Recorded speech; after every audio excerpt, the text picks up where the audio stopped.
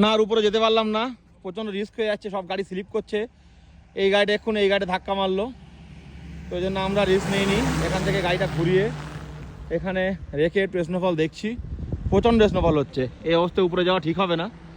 সব জেনে শুনে যদি বোকামি করি তাহলে রাস্তায় ফেঁসে যাবো। দেখুন রাস্তার উপরে আর বেশি গাড়িও চলছে না, স্নো পুরো জমে যাচ্ছে, সব গাড়ি এখান থেকে ঘুরিয়ে নিচ্ছে, সব গাড়ি ঘুরিয়ে নিচ্ছে। ওই জন্য আমরা রিস্ক নিইনি। এমনি আমাদের ছোটো গাড়ি, স্নো চেন নেই, 4x4 হলে রিস্ক নেওয়া যেত, কিন্তু আর রিস্ক নিচ্ছি না, আমরা ঘুরিয়ে নিয়েছি। ঘুরিয়ে নিয়ে বাড়ির দিকে যাব।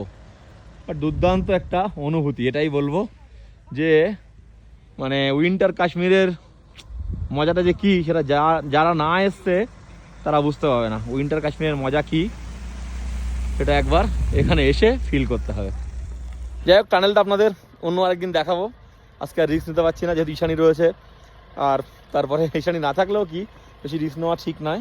আস্তে আস্তে নিচের দিকে যাই, গিয়ে দেখি। আমাদের ওখানে তো হচ্ছে প্রচণ্ড স্নোফল, অনেকটাই উপরে উঠে এসেছি, প্রায় 20-25 কিলোমিটার উঠে এসেছি, আবার নিচে নামি। এখন ঘুরতে গেলে, কাশ্মীরে ঘুরতে গেলে একটা লোকাল গাড়ি রাখতেই হবে, না হলে কিন্তু আমাদের আসতেই দিত না। লোকাল গাড়ি বলেই আমরা আসতে পেরেছি।